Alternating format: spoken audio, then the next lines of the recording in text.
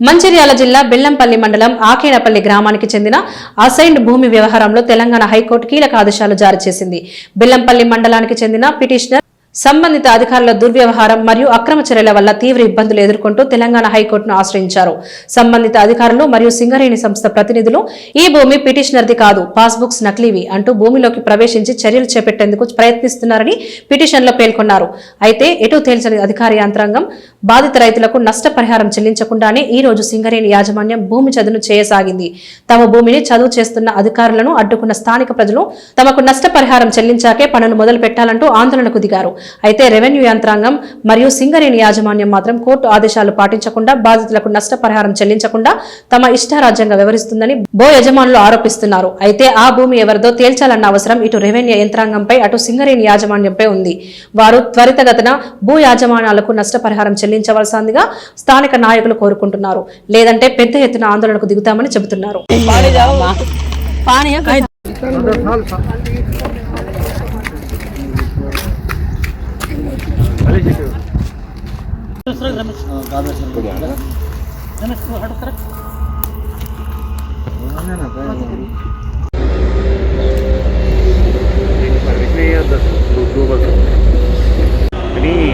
Temperature ఎంత వస్తుంది తెలుసా?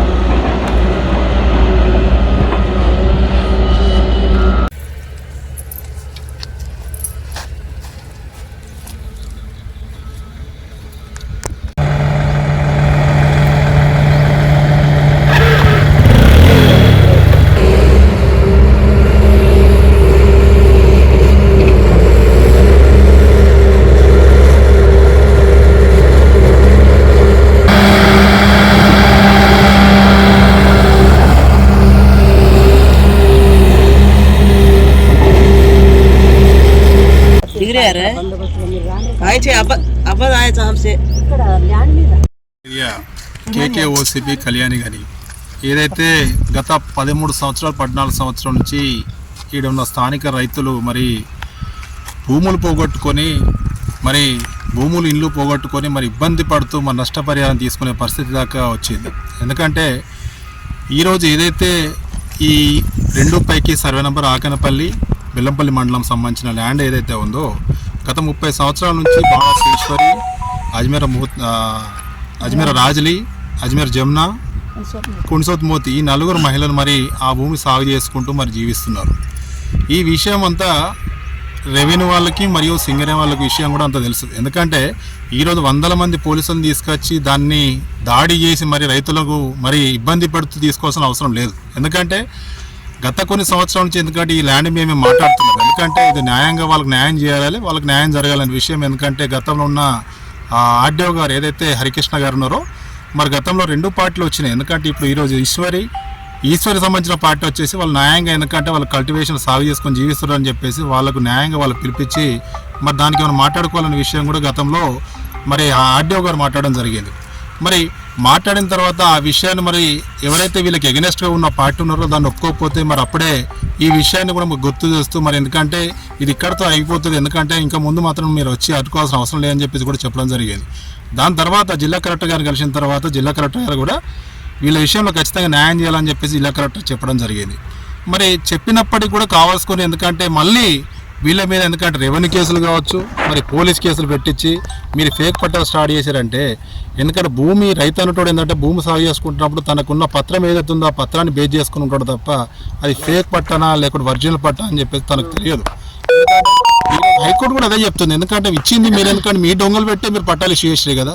మీ దొంగలు ఎందుకంటే ఒక తహసీల్దార్ అనేది ఎవరు అప్పుడు ఒక తహసీల్దార్ ఎవరైతే ఉన్నారో మన తహసీల్దార్ సిగ్నేచర్ ఉంది కాబట్టి ఖచ్చితంగా కోర్టు కూడా క్వశ్చన్ చేస్తుంది. మరి న్యాయంగా వాళ్ళకి, ఎందుకంటే పట్టాలు ఉన్నప్పుడు ఖచ్చితంగా వాళ్ళకి సింగరేణి వాళ్ళు కూడా నష్టపరిహారం చెల్లించి వాళ్ళకి న్యాయం చేయాలి. మరి అదే విషయంలో ఈరోజు కూడా మరి తహసీల్దార్తో మాట్లాడడం జరిగింది. ఖచ్చితంగా వాళ్ళకి న్యాయం చేద్దామని చెప్పి విషయం మీద మాట్లాడింది కాబట్టి చూద్దాం. ఎందుకంటే ఇవాళ వచ్చేసి అజ్మీర్ జమునాకి వచ్చేసి హైకోర్టు నుంచి, ఎందుకంటే వాళ్ళ భూమి ఉంది కాబట్టి వాళ్ళు సాగు చేసుకుంటారు, ఖచ్చితంగా వాళ్ళు న్యాయం చేసిన తర్వాత చేయాలని చెప్పేసి అజ్మీర్ జమునా పేరు మీద ఏదైతే ఎకరం 20 గుంటలు వచ్చిందో మరి రేపు సాయంత్రం కల్లా మిగతా 3 వాళ్ళు కూడా సంబంధించిన స్టే వచ్చే అవకాశం ఉంది. కాబట్టి ఖచ్చితంగా హైకోర్టును ధిక్కరించకుండా దయచేసి పనిచేయండి. ఎందుకంటే ఇదే విషయం చూసుకుంటే కాసిపేట 146 కావచ్చు 147లో, ఎందుకంటే గత 9 సంవత్సరాల నుంచి నష్టపరిహారం రాకుండా కొంతమందికి ఆల్రెడీ ఆరోగ్యం, ఎందుకంటే డబ్బులు కొంతమందికి ఇచ్చి కొంతమందికి ఇవ్వకపోవడం వల్ల. ఎందుకంటే నేను దయచేసి జిల్లా అధికారులకు ఏం చెప్పకుండా అంటే, ఎవరో చెప్పే వాళ్ళకి, ఎవరైతే పిటిషన్ వాళ్ళకి అబ్జెక్షన్ పెడుతున్నారో దాన్ని మీరు అలా నమ్మకుండా, మీరు అన్నట్టు ఏదైతే గతంలో ఉన్న ఆర్డీఓ గారు మీరు నమ్మలేదు.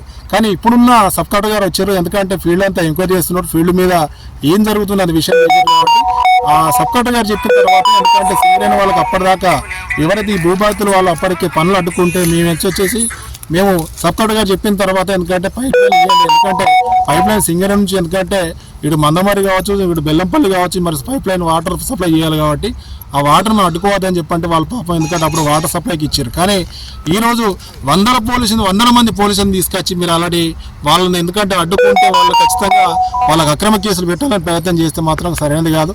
రేపటి రోజు ఎందుకంటే దుబ్బగూడెం కావచ్చు, గొండుగూడ కావచ్చు, లంబర్దండ కావచ్చు, సోగుణకే కావచ్చు, ఈ 3 ప్రాంతాలు కూడా ఎందుకంటే ఇక్కడ ఉన్న బ్లాస్టింగ్తో దుమ్ము దులుతోనే అందరూ ఇబ్బంది పడుతున్నారు కాబట్టి ఖచ్చితంగా మీరు, ఎందుకంటే సింగరేణి మీరు అడ్డం కాదు, ఎందుకంటే మీరు అలా నిక్షేపాలు ఏమైనా ఉంటే తీసుకోండి. కానీ దీనికి మీరు ఎక్కడైతే వీళ్ళకు రైతులకు న్యాయం జరగలో రైతులు న్యాయం చేసి ఈ భూబాధితులకు న్యాయం చేసేటట్టు చూస్తే మాత్రం ఖచ్చితంగా మీకు సహకరిస్తాం. లేని ఏడాది మాత్రం ఖచ్చితంగా గ్రామ సర్పంచులు అందరూ కలిసి మాత్రం ఖచ్చితంగా రేపటి రోజు పెద్ద మొత్తంలో అడ్డుకునే ప్రయత్నం చేస్తాం. ఖచ్చితంగా వీళ్ళ న్యాయం జరిగే వాటికి కూడా ఖచ్చితంగా న్యాయస్థానం పరంగా మాత్రం ఖచ్చితంగా న్యాయం జరగాలని చెప్పేసి కోరుకుంటున్నాం ఈ మీడియా ముఖం.